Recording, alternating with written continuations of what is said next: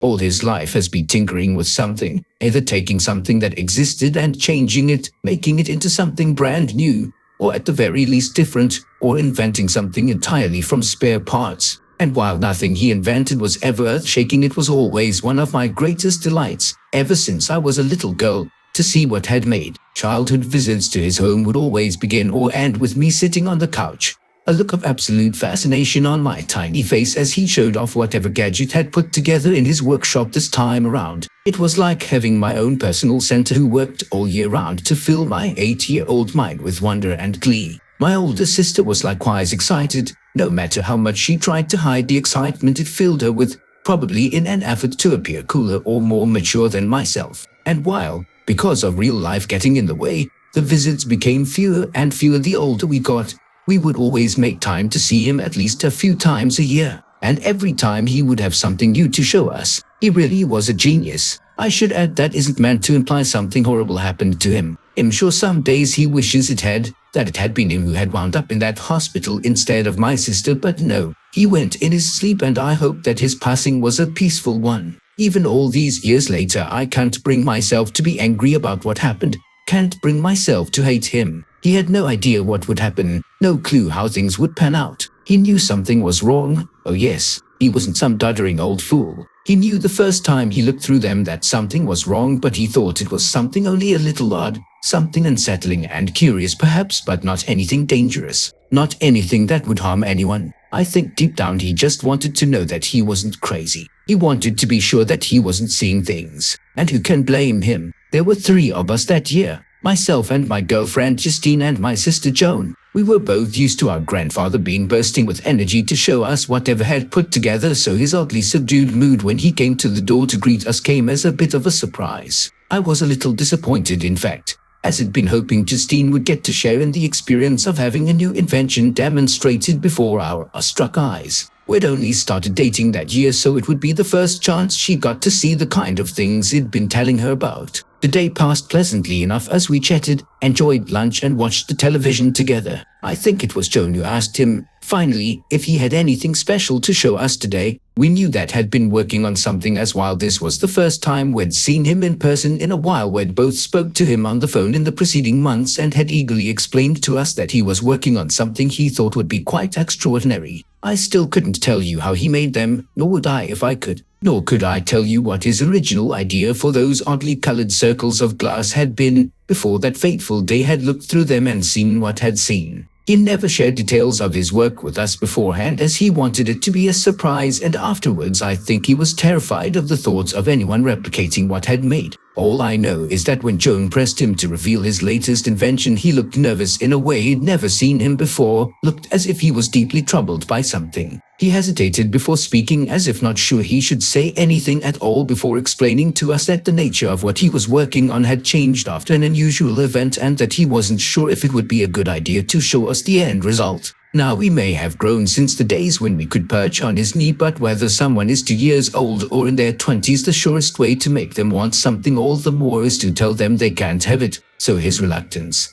which at the time I'm sure we both thought was feigned to heighten the suspense before the unveiling, just made us both want to see his invention more than ever. With a little persuading, he agreed and left to fetch it. He came back a few moments later with what appeared to be a pair of glasses, with one big difference. The lenses were like no glass we'd ever seen before. I can't even describe the color of it without resorting to words like reddish or green wire, as they didn't seem to be exactly any color that we have a name for. In fact, they didn't seem to be exactly any one color at all, as if you tilted them one way they would look different to if you tilted them another. I know full well that probably sounds more like magic than something a well-meaning old man could put together in his humble little workshop, but there you have it. Joan asked what they did, and our grandfather paused for a few moments, as if not quite certain how to answer. In the end, he told us that we really had to put them on for ourselves, as he was certain neither of us would believe him if he told us. Joan wanted to put them on first, but as she lifted them off the table, he reached out and grabbed her hand. He cautioned her that it might be startling at first, but that she wasn't in any danger, and that if she got frightened she could just take them off. He warned her that what she was about to see may not make any more sense to her than it did to him, but that we were all there and that she was safe. I could tell Joan was a little frightened. She always was lousy at hiding how she felt from people, and even I was feeling a bit unsettled by our grandfather being so uncharacteristically ominous about the whole thing. Joan slipped the glasses on and we waited. She guessed, and then for the next few moments she looked puzzled more than anything.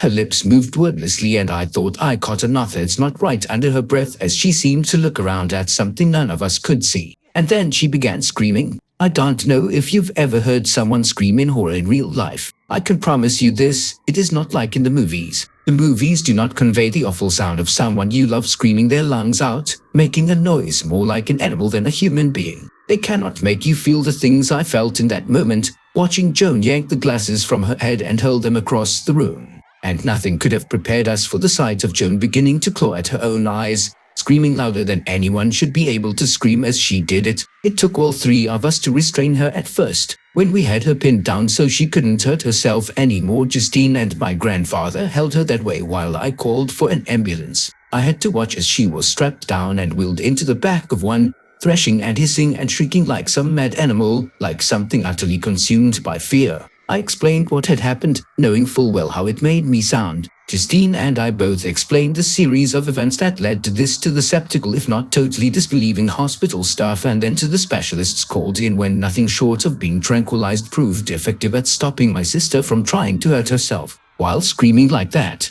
the glasses had supposedly gone missing, which made proving what had happened difficult. And it wasn't until almost a year later, long after my sister had been committed, that my grandfather finally confessed to me that had destroyed them. I don't know if having them could have helped, could have given the doctors some way to make things right. I doubt it somehow, and I can't truly blame him for doing what he did, given that it was an act born out of guilt and an honest desire to make sure this didn't happen again. I asked him what my sister had seen that day. When he told me what had done, I asked what those glasses had done to her. He hadn't wanted to talk about it, and for the first time in my life it raised my voice to him, angrily demanding to know, after all this time, just what had driven my sister to this state, what had affected her so deeply, so profoundly that she was no longer even recognizable as the person he'd grown up with. He took me to his workshop and began digging around through the bits and pieces that littered the place, the half-finished and now long discarded inventions still awaiting completion. He produced 2 pieces of glass rather like the ones that had been fitted into those glasses. He told me that there wasn't any way to describe it without sounding insane, that if I had to know then I had to see. But he begged me not to do this,